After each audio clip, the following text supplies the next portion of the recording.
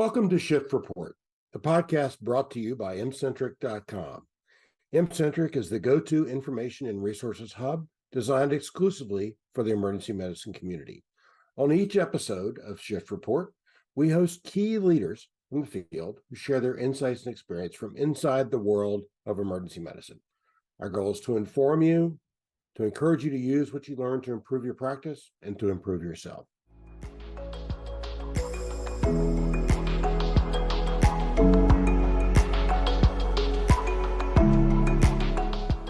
Today, we welcome Dr. Gita Pensa. Dr. Pensa practices in Rhode Island. She received a medical degree from Penn and trained in emergency medicine at the George Washington University. Today, she'll focus on what she calls the L word, litigation. She has some very important things all physicians need to hear about how to handle getting sued, while sharing some insights on how she manages the hectic mix of clinical and non-clinical roles we all know so well. Welcome, Gita. Hi, Till. It's great to be here. Thank you for taking time to share some insights with us today. Great to have you here. Like many of our listeners, you have a wide range of experience in emergency medicine. So just to kind of start out, what led you to emergency medicine especially? Well, that's interesting. I went to medical school in the 90s, and at the University of Pennsylvania, there was not an emergency medicine residency program yet. They were just planning on starting one. But I loved my rotation in the emergency department. And I had a brother who went into EM a few years before me who was really talking it up. And I couldn't decide at the time. I initially thought I wanted to do critical care, and I wasn't really 100% sure, maybe internal medicine. And then when I had my first rotation through the emergency department, I was like, this is where the cool kids are, man. This is where I want to be. And that clinched it. That sounds like many of us. So along the way, we've all had mentors and people who led us either within our specialty or generally in medicine or just generally in life. Who were a few of your key mentors along the way? Well, Till, that's a funny question, isn't it? Because I trained under you at GW. You were there. You were definitely one of my mentors. I very fondly remember Jim Scott, who was residency director at the time, who was just so wise and wonderful, gave us wonderful direction. Yolanda Haywood, I remember very, very fondly, really instructive about being a woman of color in emergency medicine, which was more of a rarity back then. And I remember the faculty of GW very, very fond. Well, thank you for including me in that august group. Appreciate that. They were my mentors also. So you've had in your career an interesting and sometimes difficult set of experiences, and you've written and spoken a lot in the recent years about those experiences. So tell us, can you please share with our listeners what got you interested in the subject of litigation and how to manage it? Well, I was not interested until I was named as a defendant. Let's put it that way. And I wound up being the defendant in a pretty protracted malpractice case that lasted in all 12 years. And I went on trial twice. And I just did not know the first thing about it when I was initially named. I think somehow I'd had this belief that um, if I was a good doctor and I thought I was a good doctor, that somehow it wouldn't happen, even though I knew the numbers. I could not name a single faculty member at GW who had been sued or was open about being sued. I didn't really know anybody that was able to model what that was like. And so when I wound up in this really high stakes case, and I was the only physician defendant, so I was really the face of it. And their initial demand, this is way back in the early 2000s, was $28 million. And so it was going to be big news if I wound up, losing in this, I thought. And it just started this sort of descent into madness, essentially. I really I lost my bearings entirely. I really hated going into work. I was not pleasant at home. And this was sort of, year after year after year. And it wasn't until, I won at trial the first time, I was still miserable. My verdict was overturned. In a few years, there was an appeal. And when I found out I was going back to trial, I really just about lost my mind. And it was around that time that I realized, I have been in this hole and missing my life for like 8 years. And I can't be like this anymore. And that is what sort of started this. Um, First it was just climbing out of the hole, and then it was learning. It was learning a lot about how to show up in this circumstance, how to be a good defendant. And then it was how to support other people through it, how to teach people what they need to know about the skill set and the mindset required to do this well. It's a remarkable story, and thank you for sharing that with us, and sharing that with those that you're helping today. So Thanks. for residents, early attendings, you're right. The training is lacking in this area, all over the country. I'm sure. Hmm. Um, what do what do trainees and early attendings need to know that they didn't learn in residency about this subject? Oh, so much. One is that this is really common and, especially in emergency medicine. And I can guarantee you that there are among your role models, among your faculty, that there are people who are dealing with this. We've just been so shaped by the stigma around it and shame, by not talking about it, that we are made to feel that it doesn't happen to our people, but it truly does. Um, I would also want them to know that there is a lot to know about how to show up for this. We have a certain way of thinking in medicine where things are supposed to make sense, and you get some data, you put it together, you come up with a differential, and then there's a conclusion, and we start to believe that, like, everything ought to work this way. And when you land in the law, it does not work that way. And it's a shock to a lot of people. And so if you are not trained in how to think in the legal arena, you will be really angry, disheartened, you will feel betrayed. There's a lot that, that you won't understand. And so I think it behooves all of us to learn about this and the truths of it before we ever wind up in it. And I would say once you're in it, the biggest lie that we're told is that you can't talk about it. You can talk about it. You don't want to spread your case details all over the place. That could damage your case. But the fact that it is happening, the complaint is public record, tell your people, get your army of support ready. Don't be ashamed that this is happening. Super, super common. All of those things are things that I would want them to know. That's a good point. I think we have all been told that the first thing to do is not talk about it, and that's that has been repeated probably thousands of times. Right. And I That's a mean, the thing very is, interesting we can point. discern the difference. Like, we're pretty good at knowing like how to handle confidential information, that kind of thing, right? This admonition, because we don't understand anything about this world, when you show up in the lawyer's office and they say don't talk about it without any kind of, you know, any kind of qualifications around that, like, we take it seriously. We're good rule followers. And so I know people that never told their spouses, that like nobody knew, nobody understood. They were just like operating under this like heavy, heavy, heavy weight for years. And we know that this is really traumatizing for physicians. We know it's a driver of suicide. And I don't know any other situation where like the party line is of the person for the person who's being traumatized to say you're not allowed to talk about this with anybody. You're absolutely right. So we hear a lot about what can be done to avoid being sued, and you're not an attorney. Nope. You're a very gifted physician, Thank you. and from what you've learned, from what we've all learned, it's not just about ordering more tests.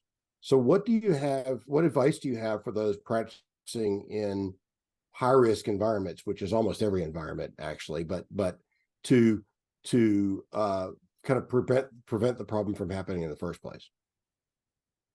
Well, I think, first of all, the expectation that you are going to prevent it from happening is probably unrealistic, because litigation is more related to bad outcomes than bad medicine. And in emergency medicine, we're going to have bad outcomes, right? We're going to do everything we can to avert the bad outcome. And so the things that help you see the bad outcome coming to ward off against that, to make diagnoses early. Those are the things that are going to help you avert. And that's truly what risk management is to me, is being a good doctor and practicing good medicine and the good documentation to go along with that. But I will tell you that the things that your bosses worry about in terms of your metrics and how fast you can move these patients and how fast you, like, really, that are speed related, are not your friends when you're thinking about how to prevent bad outcomes. There is a way to practice efficiently for sure, but there is a limit, right? There has to be some degree of time and investigation and conversation and trust building with the patient to make sure that you get the information that you need to really, how many times, Till, have you been in a room where you're just like, oh, I know what this is, but, and then they say one thing and you're like, wait, what? Like the whole thing changes direction, right? We need the time and the space and the listening skills, and we need to be able to communicate strategically with our patients. That's a whole, I didn't know anything about strategic communication until I started Mhm. doing this work, but it helps doctors so much. Like, there's so much to learn about being a good communicator, about being a good listener. All of those things are going to help us diminish our risk. That's great advice. So, if someone is listening to this conversation, it may be that tomorrow that someone gets served Mm, in a lawsuit. We don't know who mhm. it's going to be. We don't know when it's going to happen. So, what are the top three, or even a few more things that a physician should do if he or she gets named in a lawsuit early on? Okay. I didn't know anything. I, like, did not know what I was supposed to do at all. I got this complaint and I was freaking out and I literally had no idea. So thing number one to do is to call your carrier. And I bet there are a lot of people listening who do not know who their carrier is. Like, and by carrier, I mean your malpractice insurer. Like, the words are just words that people don't know, right? So find out who your malpractice insurance carrier is and call them and let them know that you've received a complaint. And then they're going to start the process of opening a claim. They're going to tell you what to do next. And they are usually going to help facilitate your finding an attorney. And so when you meet with that attorney, you are going to get more information about the case, what's expected, and they're going to start their instruction with you, because you're going to have a lot to learn between now and deposition, even though I think that that can start now. I do think that you should start educating yourself. The podcast that I've made, which is called Doctors in Litigation, the L Word, has some episodes about deposition, about trial, which obviously would be a long way off, but just to help with some of that anticipatory anxiety about what's going to happen. I don't know what these words mean. Somebody help me out here. That's going to help. So, getting books, listening to podcasts. And then I would say to start assembling, as I mentioned before, your sort of army of supporters. This is not a process that a lot of people tell you, just think of it as business. It's just the cost of doing business. Like, just don't even let it bother you. Like, I don't really ascribe to that. I don't think that there's a way that a really good thinking, capable physician can have their care attacked, their integrity attacked, there's a lot of meaning that we put into this process. And so it's bound to be emotional on some level. And finding people that you trust to confide in. Again, you can talk about vague and hypothetical as in terms of the medical stuff, but so you don't want to talk about your case details, which are basically like, this happened, then this happened, then this. That's not what you want to do. But talking about the fact that this is happening and it's distressing and marshaling that support is a really important thing to do. There's two. Can I say That's two things that they great. shouldn't do? Certainly, you can. All right. Okay. So a couple of things that you should not do. You should not go in the record. So if you get named the first, if you can help it. Now, if you have to sort of go in and see, like, who is this person? Like, okay. But more and more often, there is a lot of information being relayed as part of the discovery process, by EMR audit trails. So an EMR audit trails, it's not just going to be the chart. It's going to be who logged in, where they were when they logged in, how long they spent looking at something, what did they do, when were these changes made. And so if you go in there, they know what day you got served. Like, if you go in there and you change things that day, you are going to tank everything. So the less time you spend, you will get a copy of the chart from someone, from your attorney, from the claims people. Someone will find it for you. The less time you spend in the chart, the better. And also, do not make or destroy new evidence. And what I mean by that is notes, writing down things that about the case without the protection of your attorney-client privilege. That's making evidence. And then if you destroy that evidence or you destroy things related to the case, that's actually criminal. It's something called spoliation that you don't want to get involved with. So don't do those things. That very specific but very good advice. I think that probably addresses some reflex actions one should not take. Yes. So you mentioned the L word and the work you're doing. So tell us a bit more about what you've now developed to help physicians in this situation, both when they're in it and to think about when they might be in it. Yeah, so that's been something that's been an evolution. I started off with making this podcast. I started doing the interviews for the podcast before even my second trial. So I started in 2017 doing interviews with physicians who wanted to share their experiences, and I started assembling it before I couldn't release it till after my trial was over. I knew that, and then I started releasing it in 2019, I believe. And then I started getting so much feedback about that. I think there were a lot of people who felt like I did, like nobody got it, nobody understood. There was no one really talking about it. And just talking to those people who would reach out and find me at Brown made me realize, like, gosh, there's a real need for this. So I started doing, I got a little more coaching training. I started learning more and more. And then I started taking on clients to do coaching work. And then I did coaching for a few years with a performance coach, Sheeta Shaffi, who's also an ER doc, by the way. Um, Doing group work and physicians. I made a website, and then I was doing a lot of one-on-one work. And then attorneys and insurance companies started reaching out to me asking me to work with defendants, physician defendants who were not doing well, and their usual, let's support the doc a little bit and kind of prop them up so they can get through deposition wasn't working. And so I started having some success doing that. And then things started growing from there. And I started realizing, like there is a real need for somewhere for physicians to go. And also APPs, they also get sued for information support, and some skills in how to show up for this. And so now I'm actually doing a pilot program with an insurance company where we're trying to get groups of defendants who are actually named in lawsuits and doing early stage education with them, both education and coaching. And I think this is going to inform something I'm really hoping to do in the future, which is to create something that's going to be available to anybody who wants to do it, and make a video based approach to this. And so I'm hopeful. So anyway, there's things on the horizon that I'm excited about. This is a great work and a great story of turning something negative into something positive. And I think the profession really appreciates that. Thank you. I mean, it helps me. I mean, honestly, every time I feel like I'm really helping a doctor with this, and if I get an email from someone that says that the podcast helped them in some way when they were in a really, really dark place, it's very gratifying for me, and it helps me sort of make meaning out of what happened for all those years, because it was really difficult. As you've mentioned, and we've discussed a bit, bad outcomes are going to happen in emergency medicine as they happen in many areas of medicine where patients are sick, injured, and may have a bad outcome of some kind. Hmm. And sometimes those are going to be the result of mistakes. Some Hmm. of them avoidable, some of them not avoidable.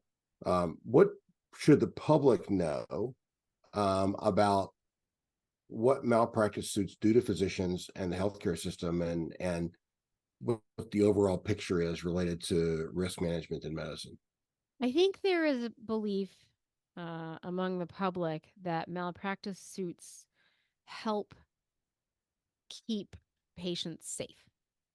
There is this collective belief that that's the way that we sort of keep doctors in line, and that it's a process that weeds out the bad doctors. The problem is that that is not at all how this process works. A lot of times you find that the cases have very, very little to do with the medicine. Many, many times, the outcome in a case is more dependent on systemic problems in medicine over which the doctor has no control.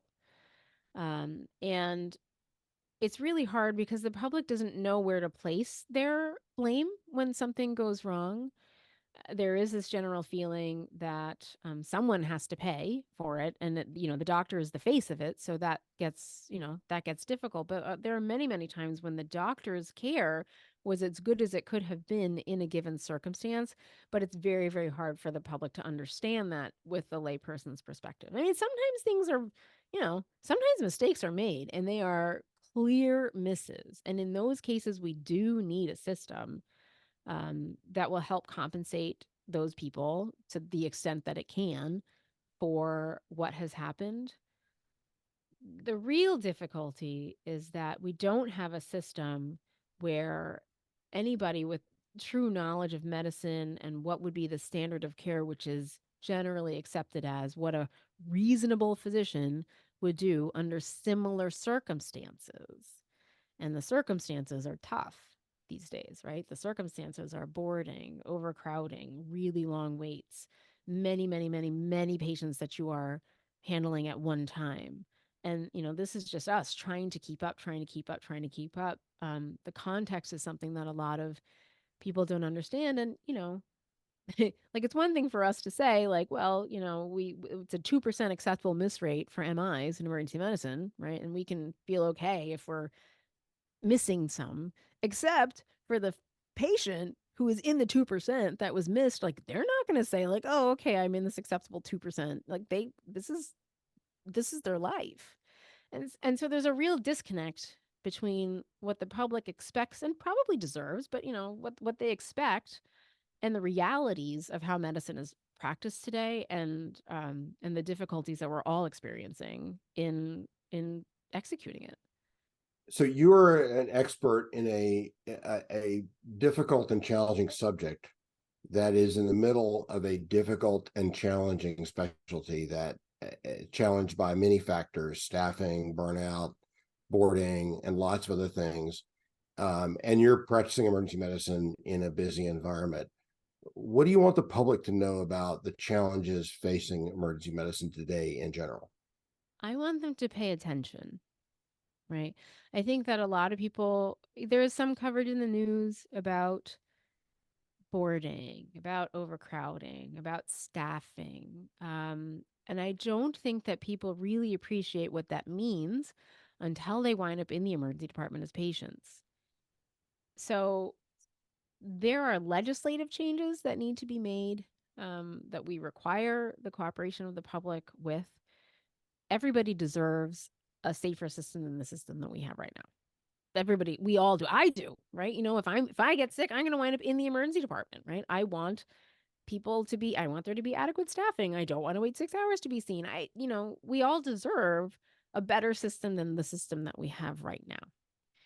And paying attention early, listening to the people who are working in this environment is what's going to help us all work towards a safer system. But honestly, the docs, the people who are working in the emergency department right now are so overwhelmed and so tired and trying so hard that, like, they can't also climb Everest at the same time to change the whole system from within. So we really, really do need the help of the public. You continue to provide some great advice to physicians, and you've had some great insights about the public and its relationship with emergency departments and emergency medicine today. So, as we close out, what advice can you give to emergency providers about taking care of themselves in the environment where we've all chosen to work? Well, this is really interesting, Chill, because I am at sort of a crossroads in my own life and my own career, where, I'm in my 50s now. Shift work has not been my friend. Sleep has been, difficult, sleep adapting, all that kind of stuff. There is a certain amount of physiological damage that we inflict upon ourselves in this job. And if you don't take time to actually rest and do restorative activities and pay attention to the other things in your life, to really, do the work that it takes sometimes processing these really highly emotional things that we have to deal with hard things without becoming hardened. All of that is something is that all deserves our attention. And so I really think that the key to longevity in medicine now, especially the way that it's changed over the course of my career, is that you do have to be a little bit self-protective. You do have to be a little bit self-protected. Obviously, your responsibility when you're at work is to the patients. I made the comment that I made about efficiency. Efficiency is not my mama, honestly. Like my goal is to take care of the patients that I need to take care of them well, to make sure, and if I'm always in the middle of the pack, um, in terms of my efficiency, and my resource utilization, I'm like always like smack in the middle. And that is exactly where I want to be, to be frank. But you have to take care of yourselves. Keep in mind the good that you do every day. Pay attention when you do something good. And that paying attention, even the bread and butter stuff, it's pretty remarkable what you go out there and do every day. Like, have a deep respect for what you were taught, the skills that you have, things that become rote to you. Think about like what your med student self would think when they saw you pull off that crazy intubation or put that line in, no time flat, or do a amazing resuscitation, or even just, know what to do to help um a little kid with asthma, whatever. Like, that's pretty cool stuff that we do. And so taking just a little bit of time to reflect at the end of a shift on, like, man, these are all the things I did today that went well. That's going to help you weather the days when things don't go well. And you're going to have to remind yourself, because a lot of, nobody else really is gonna. You have to remind yourself that you are more than any one case that goes bad. Your career is the sum of all of these tremendous things that you're doing every single day, and some of them are going to go badly, despite your best efforts. And you have to be kind to yourself when they do, because that's the job we all signed up for. We very much appreciate your advice, and frankly, you're now a mentor to many people. Remind us again how our colleagues can find you and find your podcast and find help from you. So the podcast is called Doctors and Litigation, the L word. So if you search for Doctors and Litigation, you'll probably find it. It's wherever you get your podcasts. And my website is doctorsandlitigation.com. And so you can find me there. Great. Thank you for joining us in this installment of our M-Centric podcast series. And special thanks to Dr. Gita Pensa for sharing her important insights. For more content, networking, and innovation in the world of emergency medicine, please visit mcentric.com. Thank you, Gita. Thank you. This has been so fun.